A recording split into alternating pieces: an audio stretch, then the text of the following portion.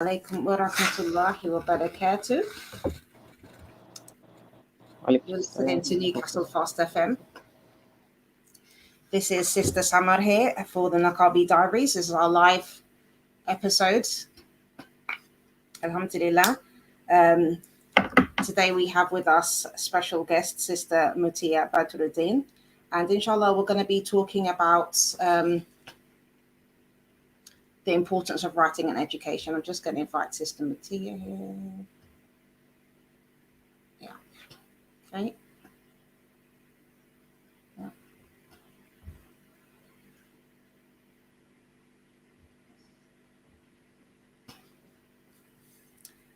Assalamu alaikum, Sister Muti'ah.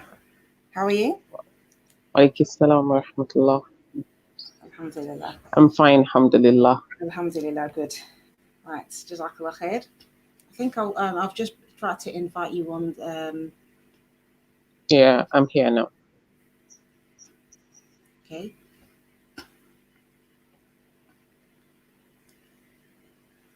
So, Sister, can you just introduce yourself a little bit for us?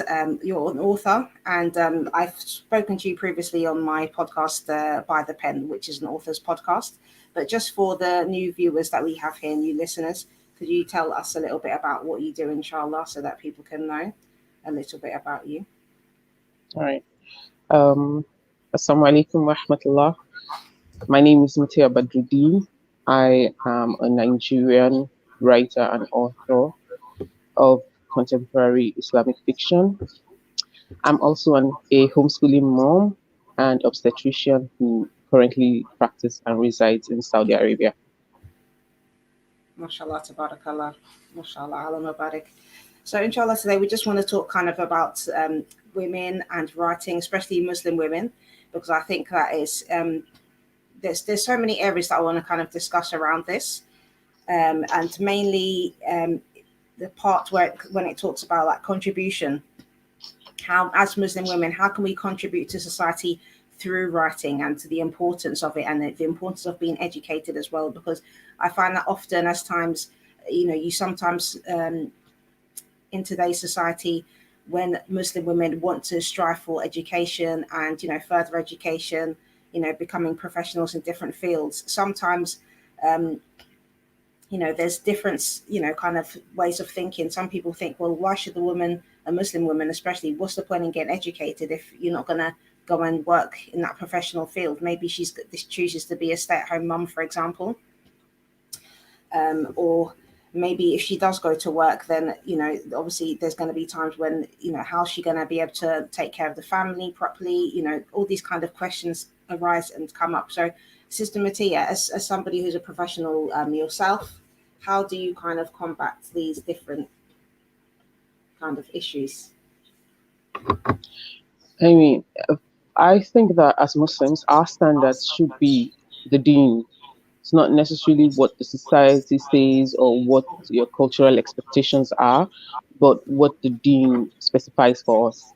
And how do we know what the deen, wants for us? We just look at the model society of the Muslims, the time of the Prophet Sallallahu Alaihi Wasallam and his companions. And we see by studying those times and that history that there is no discouragement for women, to learn any form of valuable skill that would be useful for them in the society. They might not have had, formal education the way we have it now, but they had, skills, they had their own form of learning, and there was no record of them discouraging the women from getting, the valuable skills and education that they needed to be contributing members of society. In terms of, what's the point of it, or if she chooses to be a stay-at-home mom and everything, I think that it's a disservice to the kind of work that stay-at-home moms do in our society to say that they shouldn't be educated. Because moms in general and stay-at-home moms in particular are so involved in shaping the future of our, the future generation of our community, that to say that such women shouldn't be, educated is doing a great disservice, not just to the work that they do, but also to the children that they are going to raise. Absolutely. There's this popular saying about if you educate a woman, you educate a nation. And I think that's not much truer than when you look at stay-at-home moms. I mean, I've never been a stay-at-home mom myself, but as somebody who homeschools my kids, I can imagine how much more difficult it would be for me if I didn't have the educational background that I have, Mm, going into it. And I didn't even pick that. I didn't pick to homeschool. It's just something that happened. So you don't necessarily always plan for all these things that you need your education for. But when you do have it, then it's just it makes your life richer and your contributions even better. So, that's my take. Women should definitely do, mashallah, Allah Mubarak. get as much education as I they didn't know can. you was a homeschooler as well. So how long have you been doing that for? Uh, about 7, 8 years, I think. Okay, alhamdulillah. So it wasn't a corona infliction then. It's something No, you've no, just been it doing for wasn't. quite a while. Alhamdulillah. I can't imagine if I had to like dive into it for the corona. I don't know if I would have survived. Subhanallah, subhanallah. So how, as a working mother and doing homeschooling, how do you basically take the time to balance all of those things? Oh, What kind of tips and advice would you give to other moms, for example? well, I think that the tips and mom will be, don't believe any of the formulas, any of the advice, quote and unquote, any of the should do this, must do that. Homeschooling is a journey that is as peculiar as is private for each individual family. Like Hmm. what works for my family will not work for another family, and ad infinitum. Just do what works best for you and your circumstances and your kids, and listen to your environment. It doesn't. The problem is sometimes we say we are homeschooling and we bring in the traditional school setting and we want to enforce it in our home, and we say that's homeschooling. That's not what homeschooling means. Yeah, Homeschooling means literally schooling at home. That means that some days the schooling gets done in the kitchen when you're cooking with the kids, and some definitely. days it's on, road trips, and some days it's just teachable moments that come from your kids squabbling. It might not always follow a pattern, but just go with the flow and try not to sweat the little details. Yeah, definitely. I think I've had yeah, I think I would give similar advice because I've been homeschooling for I think 10, is it 10 years? Yeah, about 10 years. Mashallah. Alhamdulillah. So Mashallah. and it's just been like that. That's why I try to tell people that because people have a misconception that when you're homeschooling, it means that you just stay at home. So I know a lot of people have had to homeschool now by force because of lockdowns and things like that. But Yeah. ordinarily, homeschooling wouldn't be like that. And even now, like a lot of people who were already homeschooling because of the lockdown restrictions and things like that, they've been forced to stay at home and not get Mm, out and about as much as they would normally do. Because I know a lot of people who homeschool and they spend most of their time outside. That's how they do their education. As you said, it does vary from every household, like family to family. You kind of have to do what works for you and what suits you, and there's different learning styles as well. But I think this is one of the beneficial things to do with homeschooling, and just to kind yeah. of connect it with a woman's education. I just want to make it clear as well. You don't need to have any specific type of formal education to even do homeschooling yourself, No. No. especially for the younger years. I think when the children get older, that obviously there's going to be more demand with more specialist Yeah. subjects. So you would probably need some help with that. But I think the main Yes. thing with homeschooling is that you have a desire to do it and that you're somebody who's willing to And you're learn yourself. open. Exactly. You're open to Yes, learning yourself. Like definitely. it's a journey. You have to go on the Mhm. journey with the kids. There's so many Exactly. things. Even you think you're educated, but there's so many things you have to learn yourself when you start, Exactly. homeschooling the And kids. even So if you have like certain experience in a particular subject and you feel confident in it, when you start teaching your children, you'll find that well actually this doesn't seem as easy as I thought it would be as I because thought it would be. you have to adapt yourself to the way the child is going to learn, and that's a lesson for you as well as the parents. And I find it's something beautiful because it makes you aware that as not it's not just the children that need to learn. Parents, we need to learn as well. Yeah. And that's the children are teaching us how to teach them. So it's something you need to be flexible with. um, So yeah, it's one of those things. So I remember like when I had before I started homeschooling, actually when my daughter was very young, because homeschooling is something that I'd always wanted to do. But I remember asking a sister who had been homeschooling her children for many years, and when she described it, she made it sound like the most difficult thing in the world. So it kind of put Mm. me off for a while. And because I was studying at the time, I just put my daughter into the education system, and it's like, you start from the daycare and all these kind of things, and you just naturally keep following that process. But when I finally did start homeschooling, and it was kind of by accident as well, because my children had been abroad for a few months, and when they Mm. came back, I had to put them back into school, and I was waiting for my daughter to be accepted at school, and she was 7 at the time, and I thought, well, she's not just going to be sitting around the house doing nothing. We need to do some work, get her up to speed, make sure that everything's going okay. So I bought a few books, and we was doing work together at home. And when she did get accepted in school, she told me that she didn't want to go, and I was fine with that. Yeah. So alhamdulillah, we just continued from there, Alhamdulillah. and that's how it kind of started. Alhamdulillah. And Yeah. even I studied art at university, so I didn't feel that that was even any kind of qualification, even though it's a higher education. But I didn't feel like it was the kind of that I felt like I was personally like equipped to be like quote unquote professional teacher kind of thing. Yeah. So Teaching. it meant that I needed to kind of make a lot of effort to look into different subjects, so that when my children asked questions and they needed help with different things, I was on a journey with them learning as well. So there was a lot of things Yeah. that I had to learn. And sometimes alhamdulillah, with the internet as well, there's so many resources out there that are free and available. Somebody's asking, how do they socialize with kids their age and make friends? This is another common question that people have. Yeah, Because it is. homeschooling, you're not always at home. You find other groups of people who may be doing homeschooling, or there's Mm-hmm. extracurricular activities that other children who do go to school attend, and you can, And you send your put them children in after there. school hours. Yeah. Yeah, so I mean, alhamdulillah, they've always been able to my make friends. kids, we came to homeschooling similar to yours. We moved to Saudi Arabia and they were in English schools where we were.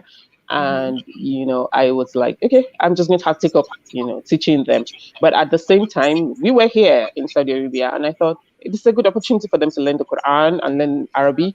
So I put them in schools for that. So they learn the Quran and they attend Arabic classes.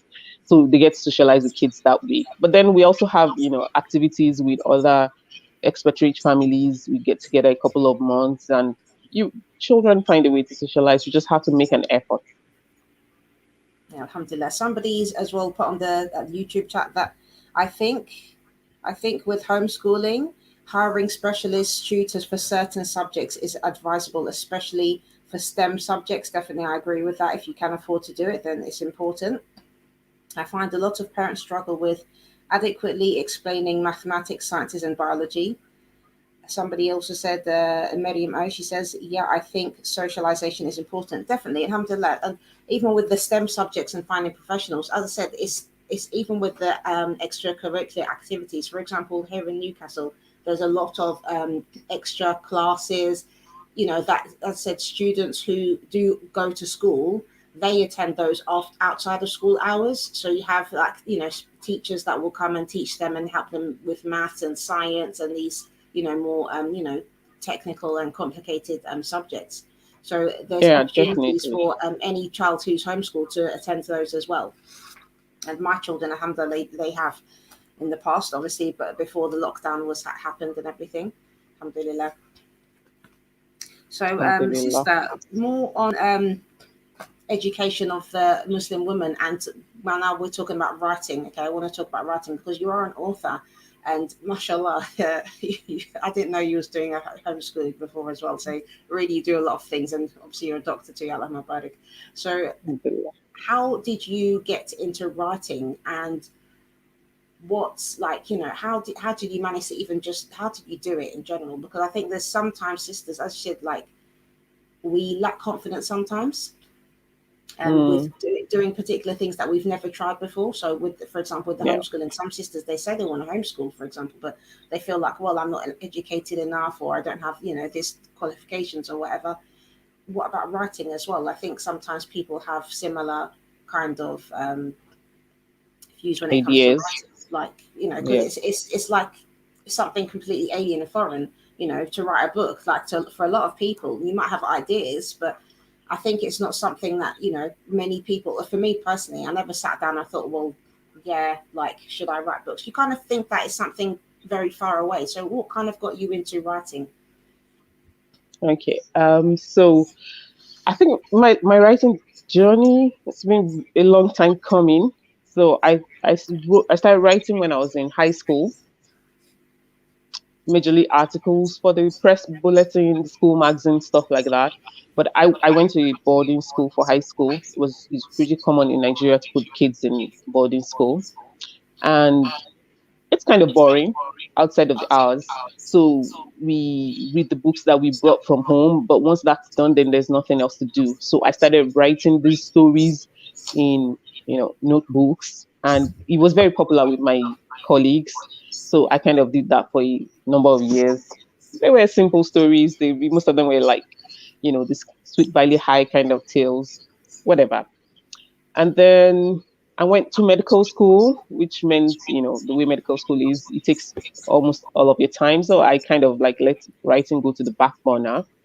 But even with that, I think I wrote my first book while I was still in medical school. It was more of I had just come into a better understanding of the dean, and I was looking for a book that spoke to me in the station where I was in life, and I didn't find any. So I started writing it again, longhand in a notebook. And my mentor, he's dead now, may Allah forgive him and accept him into his Jannah. He saw it and he was like, "Oh no, you have to make this into a book." And that's kind of how that went on. So I didn't set out to write a book at that time. It was just feeling a need for myself. As somebody who reads a lot, I wanted to see a book with a character going through the kind of journey I was going through, and I didn't have that. So I wrote that. Then a couple of years later, I was newly married. I wasn't so newly married. I was a couple of years into my marriage. I had some fertility challenges. And again, there was no book, that was dealing with it from a Mm-hmm. Muslim woman's perspective to fertility challenges. I was just out of medical school a couple of years, and, I had all of that information on my fingertips, and I had this challenge I was going through. So again, writing is kind of a way by which I make sense of the world. So I started writing for me. And so that's how my second book came to being. Like, it was just fulfilling a need I had for myself. And then about 10 years passed before my third book came out, majorly because, when you're raising kids and having kids and establishing a career, you really don't have time for anything else. But this third book that I just came out with last year is kind of different because, unlike the other two, it wasn't so much about me and my challenges. It just was. I think I've mentioned the story to you before. I was asleep and the idea came to me and I just had to write it down. So I did write it down and it took a couple of years, and so that's where we are. So I think the long and short of the story is, I didn't set out to be a writer. Writing was just my way of making sense of the world. And then I found that I was good at it. And so why not? Alhamdulillah, I do. alhamdulillah. I'm just gonna just read a couple. There's another comment here in the, I think, YouTube. This is Ahmed Alatabi. Says making a child recite Quran at a young age has tremendous effect on his or her personality, especially their personality strength. I definitely would agree with that. Yeah, Alhamdulillah. definitely. That's Alhamdulillah. important as well, like, because I think talking about education again, like, that's another thing. Islamic education is very important, and I think that you want some balance. But I think I don't know for you personally, because you live in Saudi Arabia, how it is there, but living in the UK, I think sometimes some of us don't have as much opportunity to give an Islamic education to our kids as much as we would like. I mean, it's not so much different in Saudi Arabia. There is, incorporation of some Islamic sciences in their curriculum, but not so much, at least not as much as I personally would have wanted for my kids. Mm, So what I did, or what I still do with my kids is, I s- we kind of have a study session at home. right. So I mean, because I read a lot, So it's kind of a habit I have passed down to my kids. So we do a family study session and we read, books on different topics. So Have Islamic you read your books. And books that you wrote? ironically, my daughter just finished reading my third book today, and she just gave me her critique of it. Mashallah. And what did she say about it? Because I haven't finished Oh, reading it. oh, she said she loved it and she didn't like how it ended, and she had one or two comments, the way teenagers can be. But alhamdulillah, I was expecting her to be more brutal, so I guess I should be grateful for that. Alhamdulillah. Alhamdulillah. But the thing about Islamic education is, I think the onus is on us, especially when the kids are so much younger and receptive to what we have to give to them as children, as parents, to sit with them and read to them and inculcate in them the love of learning the deen. And then hopefully, inshallah, when they grow up, they don't kind of like abandon it. Alhamdulillah, definitely. And how do you think being an author has tied into that as well? Like, because I spoke to another sister recently about, her being an author. And she said from a young age, she always wanted to write.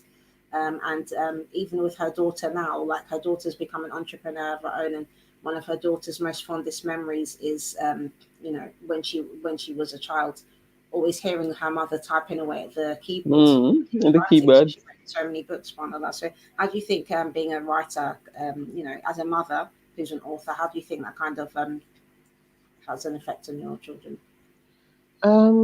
It's difficult to say because my kids are teenagers, and this third book is like the first experience that we are really sharing. The first two books, they were like really young, so they didn't really I don't know, didn't really understand what was going on, I suppose. Yeah. And the way it is now with teenagers, they put up a font, so it's difficult for you to know exactly what they are thinking. Yeah, But I do remember that in the time build up to my launch, they were all involved and they were always like, oh, what do you need to do? What can I do? How can I help? And if somebody was calling me and I was on another line, should I answer this call? Should I reply this message? And my son actually gave the vote of thanks at my book launch. So, I don't know what that means for them, though, having a writer as a mother, but who knows with teenagers. yeah. Who knows? Subhanallah. Just going to read a couple of the comments that's been coming in. Mrs. Oblivion said, asking, "Are you Nigerian?" Yeah, I'm Nigerian. Alhamdulillah. I'm Ghanaian. Alhamdulillah. Ahmed Alutabi says Saudi Arabia education system not that great for home education, but home education is more important anywhere in the world. Yeah, I definitely agree with that. I think home education is, I think in some other countries it's a bit underrated. I think in the UK, and at least I can speak for the UK, but in general, even though it's something that's not so common, there's a flexibility here to do it. Whereas I Yeah. feel that when I explain like that I'm homeschooling to, for example, people who like family that have living in different African countries, for example, it's Yeah, like kind of definitely alien concept African to them because countries. it's like, why would you do that? Just send your kids to school and education in the UK is free. Like, what are you doing? So they have this even kind my of even my family back home are like, are you still homeschooling? yeah, it's Like, just have you don't put them in understand. school yet? They And don't my understand. son is preparing for IGCSE. So it's like, is he going to take the exam, from these homeschooling? I'm like, yeah. Uthman Semakade says, Assalamu alaikum wa rahmatullahi wa barakatuh. Catching up from Bahrain. Wa alaikum salam wa rahmatullahi wa Alaikum barakatuh. salam wa Jazakallah khair for rahmatullahi wa joining. barakatuh. Alhamdulillah. Yeah, so more about the process of being an author. Um, you decided to write the book, so you wrote the books, but what about the actual practical side of it? Like, how did you go about launching? How did you go about editing and all these kind of finer details? Did you have help? Did you have assistants? Did you have a coach? How does it work?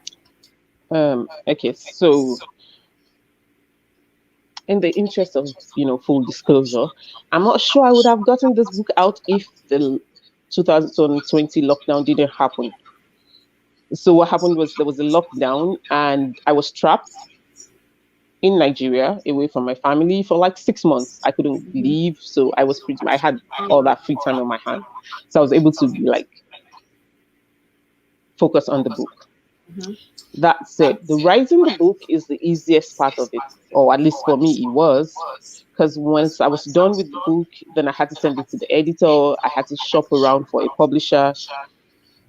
I wasn't going to look for a traditional publisher because I write Islamic fiction, and I didn't think that any of the mainstream publishers was ready for that. And I Hmm. didn't want the time it was going to take me to start shopping around. So I decided, to self publish. So I looked for a publisher that would support me in that, sent the book off to an editor, looked for a publisher, got them together, and all of that. We went into production, which meant they get your book, they take it with them, typeset it, and then send it back to you. You have to go over it. It's very boring, very Okay. tedious. Anyway, So alhamdulillah. would you say that So process was kind of just as long as writing the book, or like not as long, but just not as exciting as well? um, it depends. I mean, it took me 5 years to write this particular book, so Right. definitely not as long. But if you didn't take so long to write it, then maybe you say just as long, Mm-hmm. especially because it It wasn't was so exciting. exciting because That you was had all to do excellent. all the boring stuff, the Mm-hmm. editing and the going over it and making sure and arguing about cover details and where you want to put what. And but alhamdulillah, my publishers were really supportive, so they did most of the bulk of the work. I had to just look at it and then approve or disapprove, and then they went back to you know make whatever changes I wanted to do and all of that. So that was pretty much it. I think the most challenging for me was the marketing, the getting the book out there, getting word out there, because I'm not a very social person. I wasn't even on social media until just before this book Okay. came out.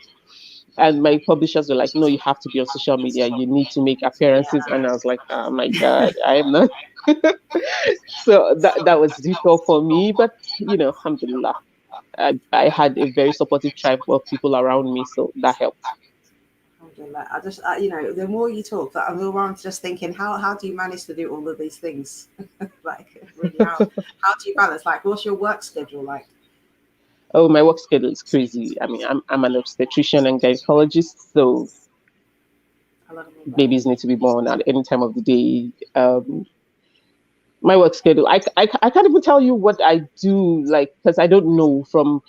You remember this from when you sent me a message, and I was like, I'm going to have to check my schedule and get back to you. I Yes. don't have an idea what my schedule is going to be Yeah. any longer than 2 weeks in advance. So it's crazy, but we A do lot of what we can, juggling. A lot of alhamdulillah. juggling. Inshallah. Subhanallah. Subhanallah. Somebody, this is Song One says, it's sad that some of the teachers don't take their job seriously and don't understand that these children's future is in their hands. I have to agree. To be honest, like when it comes to education, this is subhanAllah. I saw something the other day on YouTube. It was a vlog, and a couple that live in Ghana. They was talking about when they sent their children to school, and they're from Holland. Mm, They're born and raised in Holland, so their children only have experience of schooling in Holland. So they was kind of comparing schooling there, and their children are still quite young. But like when their children have started school, one of the schools that they sent them to, and I think it was an international school as well. But basically, um, one of the teachers like they have like for their son, he's very young, he's maybe 4 or 5, something like that. I think they have a nap time, so they was trying to get the children to go to sleep. And I think the other children, they was used to like this kind of routine of going to sleep, having a nap during the day, but their son didn't want to sleep. And the teacher told them something like, oh, if you don't sleep, like you'll get scissors in your eyes or something like that. And I was just like, oh my God. why would you say that to a child? You know what I mean? It's quite strange. Mm, This is a school where they said they've got like the British curriculum as well, but curriculum aside, obviously it's the execution as well. I'm not even saying that the British curriculum is anything to shout about, but just in general, I think a lot of teachers that, in my experience, and I know there are some very good teachers, definitely, and I'm not going to underestimate the kind of hard work that goes into teaching, because it yeah. is like a really full on job. You go to school and you're teaching the children at school, but you have to do your lesson plans and you have to deal with homework and all sorts of other things as well. So it's quite a big job, and it's not just Yeah, it is. a few children, especially in this country. They've got like kids up to 30 kids in a classroom at a time, so it's a lot of work. But I think sometimes, at least now, I feel with the teachers that we have, at least in the UK, a lot of them go into the profession not really wanting to be teachers. They do Yeah. the job because that's the job that they can get, and I I was think just that going to is an say issue. that yeah, I feel like some of the problem is the fact that teaching is one of those jobs that you just have to have a passion for it. Like I could never be a teacher. I don't have the, I don't know, patience, and the I'm just not, I don't have it to But be a it's teacher. funny that you say that, because this is what a lot of parents have said to me when it comes to homeschooling their children, and some of them I know are actually teachers. So that's what I find strange. You're I teaching other mean, people's kids, I mean, but even when in it comes to your homeschooling own, my kids, you can't when deal it with it. comes to homeschooling my kids, I have to remind myself that, these are my kids. Yeah, Ultimately, they are my responsibility, not for exactly. me to fall up on somebody else. It's Hmm. Allah is not going to ask anybody else about them. He's going to ask me. And that's kind of like what I need to remind myself of, especially when they were so much younger. Like, okay, I just have to do it. Like, this is my primary responsibility. So I can't imagine having to do that in a room full of 20, 30. Oh, no. No. Definitely.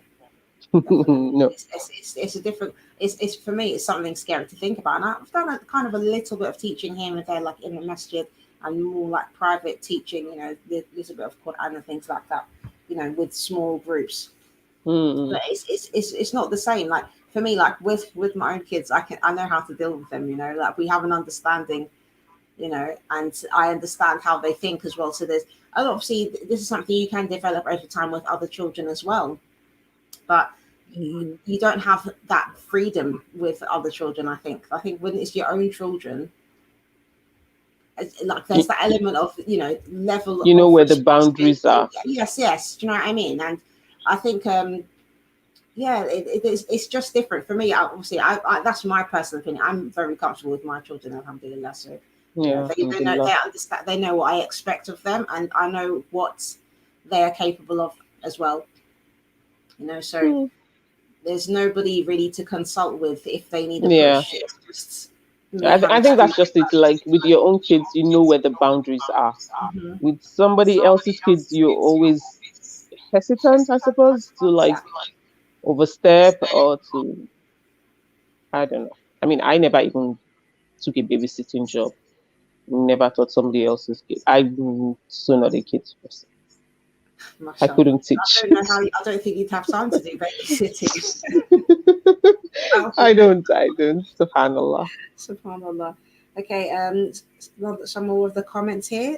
Muhammad Umar said, very scary sounding people. Why would kids go to sleep in school? Yeah, I don't understand either, but maybe because of their age. If Yeah, it's a it's long day, probably I'm their age. assuming like, yeah, for very young children.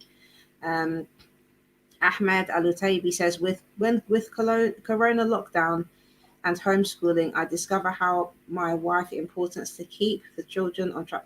Yeah, subhanallah. So it comes back to the importance of the parents. I wouldn't even just say the wife as such, because obviously when you've got two parents, when children have both parents around, and as long as the parents are on the same page, it helps. Even if, for example, the father can't be there to like do the actual physical homeschooling, and mashallah, I know that there are some brothers actually online who they've shared some of their experiences, but they actually are the ones homeschooling their children, Yeah. alongside their mother as well. So it's, both parents are taking part in it, which I think is, obviously, mashallah, more beneficial.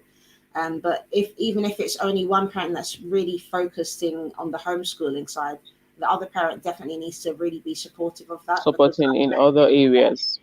yeah, I've met some sisters, for example, they would really like to do homeschooling, but the husband isn't on board with it at all, because he has that mindset that it's not Mindset real that is education. inferior. Mm. Yeah, basically. So it's just kind of thinking outside of the box a little bit, and um, I think that's literally what homeschooling is. You have to think outside of the box. It's not Yeah. like as it's not as mundane as it might sound, but I think a lot of No. the time doing anything at home has become something which people see as boring now. Like, when you talk about homeschooling, being a stay-at-home mom, working from Yeah, home, all these kind it of just things speaks to home, people it think just of it speaks to in the a way negative way.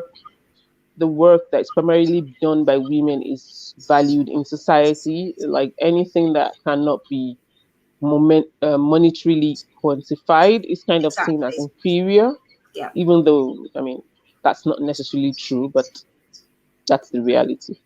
Yeah, definitely. I feel in my own personal experiences with homeschooling, often when I would meet like other Muslims, sometimes people would say to me, "Oh, why don't you just put your children in school and get a job? Like go Mm, and work, And it's just like for me, especially at the time because I was single parent, I just felt, well, I'd rather spend these years with my children and having as much time with them as possible rather than just putting them into school, going to work, maybe doing a job that I don't like, and then when they come mm. home, I'm too tired You're to too give them tired any to spend time. time with them. I'm too tired to give them like the best of me, the best of myself, all for something like Yeah. all for money, basically. And I obviously mean, money is important, and you need money to support your family. So I'm not gonna like disregard that yeah, because I I was just going to have work say as that, well. like, alhamdulillah, I it's a privilege. I always tell people that in any circumstance you have to be willing to see your privilege and acknowledge it. Like, subhanallah, some sisters would like to homeschool, but they just can't. Their circumstances don't allow it. Some Yeah, women have, so that the fact that we are able to do what we are able to do, whatever constraints we still have, we just be grateful that Allah has given us this privilege to be able to alhamdulillah. find time and the resources to do that with our kids. So, alhamdulillah. Alhamdulillah. It's definitely it's the mindset. I think that when you have the desire to do something, Allah makes the way easy for you as well. Yeah, So I alhamdulillah. think that's important, having that right intention, and just it's like you said, it's about balancing things. I think, mashallah, having the job that you have and being able to have time for homeschooling. Well, I think if you can do it, most people could probably do it. Obviously, the finances is another thing, but yeah, subhanallah. Yeah. There's another comment here. Song One says, "It's funny that children take online tests. When I heard it for the first time, I couldn't believe it. To be honest, I still can't believe that's still a thing." I don't know about this online test. I'm not sure what he's referring to. Have you heard about these online tests? No, I'm not sure what he's referring to either. Someone, if you could like elaborate on that a little bit, 'cause I'm not sure exactly what you're referring to regarding that. Mashallah. Okay. So alhamdulillah. So what have I got here now? So part of another thing I wanted to mention actually, the author's podcast that I started because I found that I'm actually trying to write a book myself at the moment, and alhamdulillah, I'm at the kind of editing stage, right? So when I met MashaAllah. you and we did an interview for the Niqabi Diaries, and I found that you're an author and everything, I was really excited and it inspired me a lot, basically. Um, MashaAllah.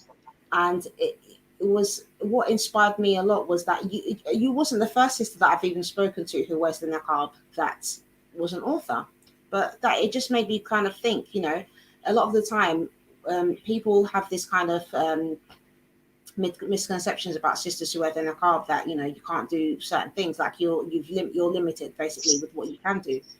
So Mm, obviously, and that's one of the reasons why I had started this podcast. Alhamdulillah, it was this platform, the Newcastle Fast FM, where it actually started. So this is like the birthplace of the Niqabi Diaries. Alhamdulillah. MashaAllah. Alhamdulillah. Yeah. So that's why I started the podcast. But when I spoke to you, I said you wasn't the first sister that I spoke to who was an author, but it made me think like. Mashallah, like obviously apart from sisters who do wear the niqab, there's many Muslim women who also write as well. So that's why I started the authors podcast by the pen. Alhamdulillah. And I've managed to speak to a lot of other sisters who, coming from so many different backgrounds and different perspectives as well. Because I think, for any sisters who are listening and maybe they like writing or they do writing in private, for example, for themselves, journaling as well. A lot of people are into journaling these days. Writing down their thoughts and kind of as a way to process their emotions and things like that. Or other mothers who they might feel they have certain things that they can share, like advice and stuff like that. Would you say that you think having a certain level of education makes it easier to write, or is the importance of writing or being able to write is easier from the desire perspective and feeling that kind of need? In your personal opinion, obviously you are highly educated, but what do you think had kind of more influence over your writing? Was it the desire itself, or the fact that you were educated, if that makes sense? Nah, the education doesn't definitely doesn't enter into it. Like my education was pretty streamlined. It's, you know, growing up in Nigeria, you if you were a smart kid, you went to school, you were had to become a doctor or a lawyer or an engineer, and that was it. So pretty much all my life I've been tailored into what I'm doing now, which is medicine. So no, it wasn't that education that prepared me for writing. If anything prepared me for writing, it was the fact that I read a lot. Like you have anytime I talk about how much I read, I think it's difficult for people who don't read quite as much to understand what I mean. Like I read an average of a book in a day, Oh maybe two wow. days if yeah, maybe Mashallah. 2 days if something is I'm really busy, or I literally don't go anywhere without a book. And these days with with the ebook readers and everything, I have hundreds of books on Mm, 3 different reading apps on 2 different phones. And I have a Kindle. mashallah. And my living room is full of books. Allah Mubarak. So you That's got a like whole library going on. I read a lot. I think if anything, that's what prepares you for writing. Mm, One of the Nigerian authors that I really, really appreciate, he wrote majorly pre-colonial and post-colonial books. He's not very well known, but mhm. he wasn't even educated in the way we would say people are educated. Like I think he only studied up to standard 5 or 6, Amos Tutuola, and his work is something that inspires me. When I like my favorite genre to read is historical fiction, Okay, mashallah. and when I read his work, you would know that the person who wrote this is not it's not polished academically or stuff, but Mhm. the vibes that you get from the book, it's such a beautiful work What did you that say if his you name was? Sorry. Amos Tutuola. How did you spell his surname? Tutuola. I hope that's the name. My brother-in-law is going to kill me if I'm giving you the wrong name. Okay. But Alhamdulillah. the, Somebody the just thing commented is, here. I wish I had the time to read more. That's so great. A sister Zylona Marin. yeah, I don't know that it's a time thing for me. Like I don't know. I couldn't imagine my life without reading. And I am somebody who doesn't have any time. Like literally, I do not have any time. But So if I what am are sitting, some of your tips? Because like literally, subhanallah, like literally, you make me feel speechless. Okay, the more I speak to you, Mubarak, like I cannot say it enough. But like the more I speak to you, the more you say things. I'm just thinking, okay, how does she do these things? Like you say, you don't uh, have time to read, but you manage to read a book a day. I can't even read a book a week. that's what I'm saying. Like, I mean, I Do you don't just like know. literally That's what eat I them? Like, do. have you got like photographic memory or something? Like I don't know No, how you speed no, read. no. I just, I don't do anything else. I work, I mom, I read, and I write. I mean, obviously, I do my ibadah, but that's it.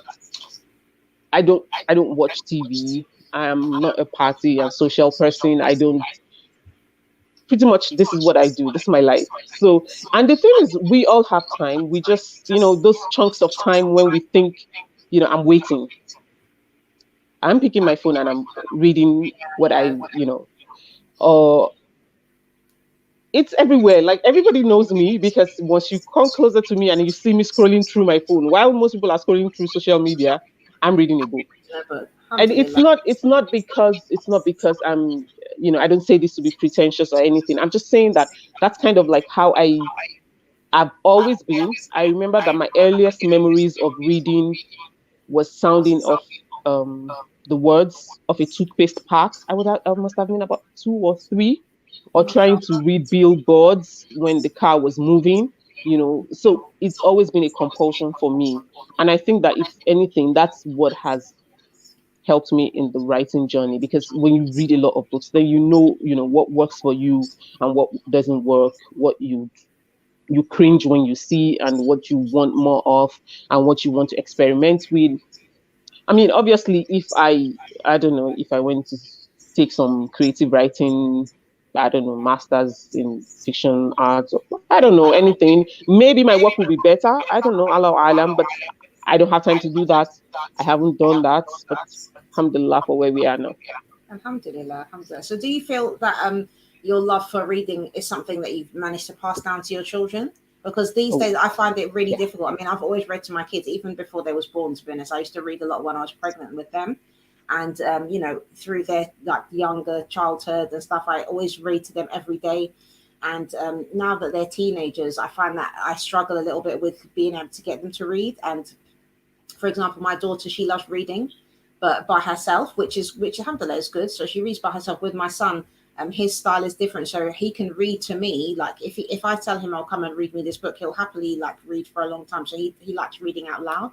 But if I Mm, tell him to read by himself, like he finds that more challenging. So especially now with children, they find the social media is like attractive to them, and that's what they like to spend most of their time with. Do you feel mm. like you've managed to have some kind of influence over them with Yeah, regard I, to I reading? think alhamdulillah, my kids are like me.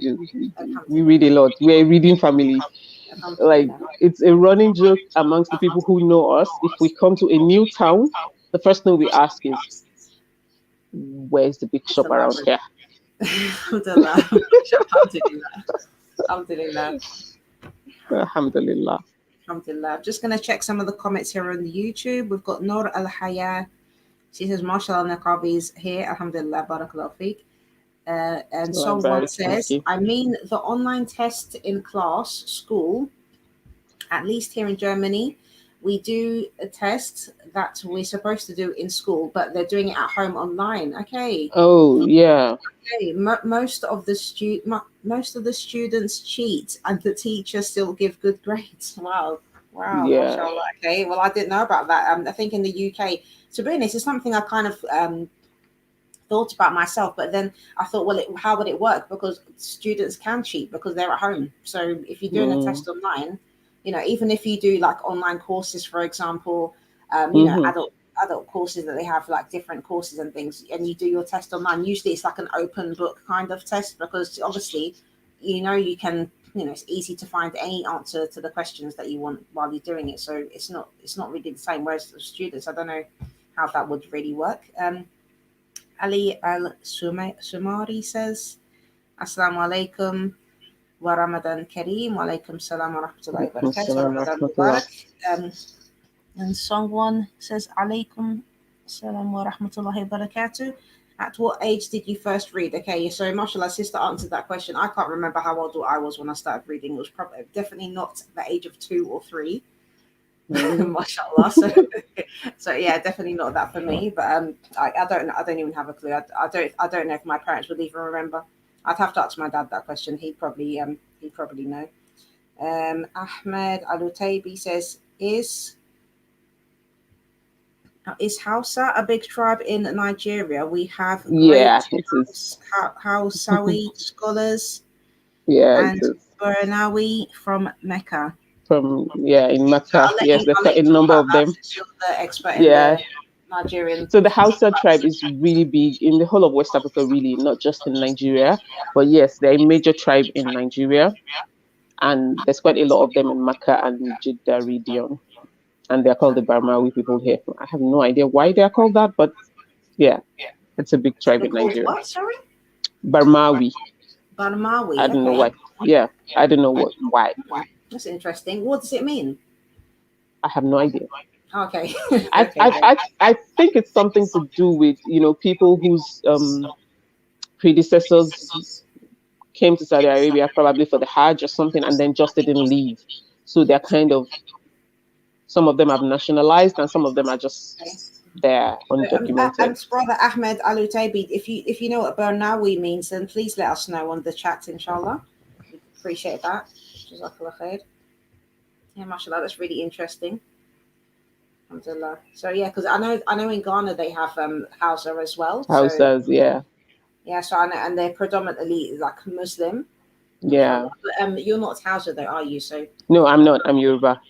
yeah, you're Yoruba, mashallah. Yeah. So tell us a little bit about the Yoruba as well, because we can't leave them out. Okay, so we're predominantly in the southwestern part of Nigeria, Hmm? and people like to say that we're mostly Christians, which is not true.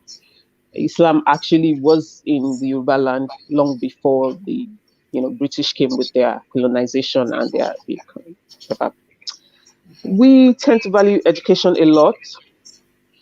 So we're arguably the most educated tribe in Nigeria. I did say arguably, so please don't let anybody come for me. Okay. Um, we have this thing about each subsequent generation should be better than the rest. So um, you find that every parent wants their child to be better than them. I know that that sounds like isn't that what everybody else does, but it's a particularly cultural thing with Yoruba people. Like, even if the woman is not in any way educated, she wants her child to at least go to grade six. And Yeah. then if she has grade six, then her child should at least be high school. And if she has high school, then her child should at least have to. So we're always like, Mm. and traditionally speaking, Yoruba women are not expected to be docile or stay at home or not work. Or so that's never been part of our culture. What else? That's pretty much all I can think of right now. Alhamdulillah. Alhamdulillah. Our brother Ahmed Alutabi says, I think he's referring to the Bernawi from Mecca. Mm. He said, a family name or tribe in Saudi Arabia. Okay, so we don't know the meaning of it, but we haven't been given a Mm. meaning as such. But yeah, it's a family name or a tribe. Okay, alhamdulillah. Alhamdulillah.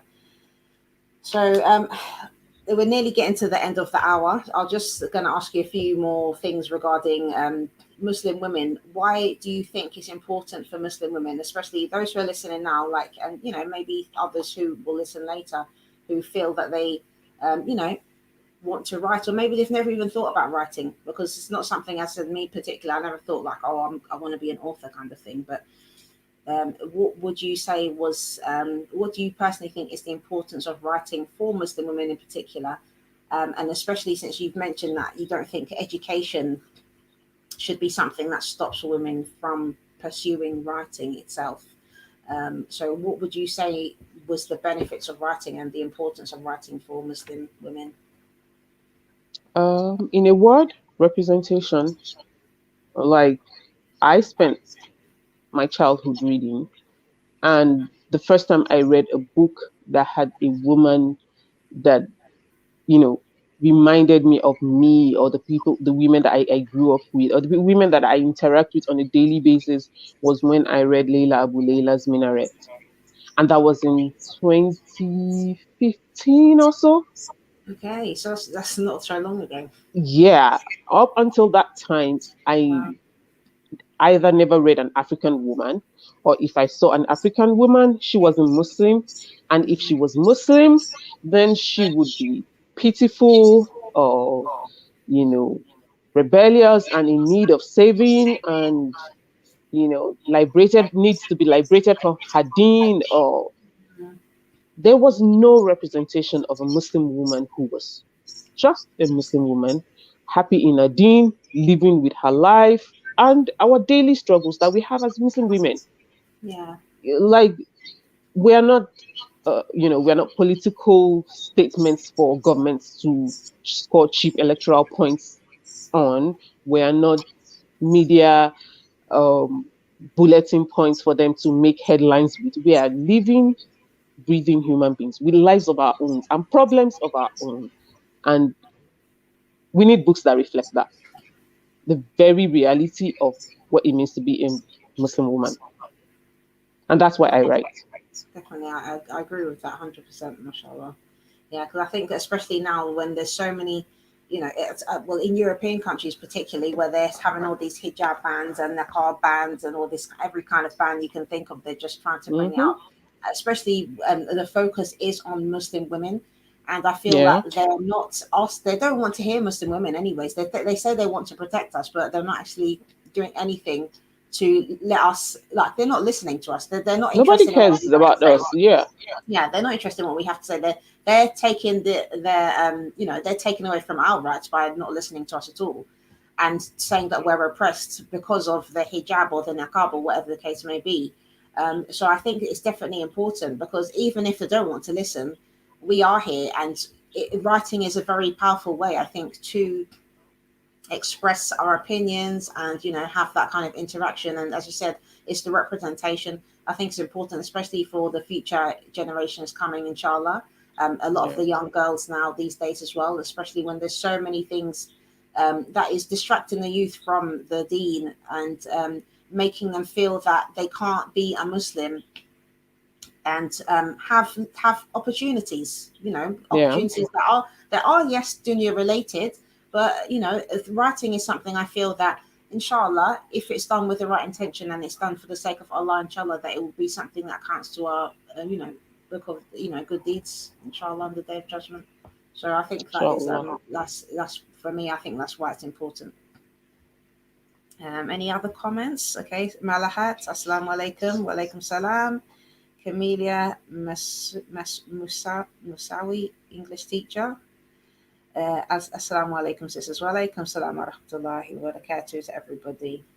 Jazakallah khair for joining us today. And you've been listening to Newcastle Fast FM. And this is the Niqabi Diaries show, which we will be airing every Thursday during the month of Ramadan, inshallah, with special guests. And I want to say a big Jazakallah khair to Sister Muti'ah Badruddeen, who has taken her time after her iftar from Saudi Arabia to to spend with us and give us, you know, some of her knowledge and inspiration and, mashallah, nice tips and everything. So, barakallahu feekum, sister. Thank you so much. Jazakallah khairan for having me.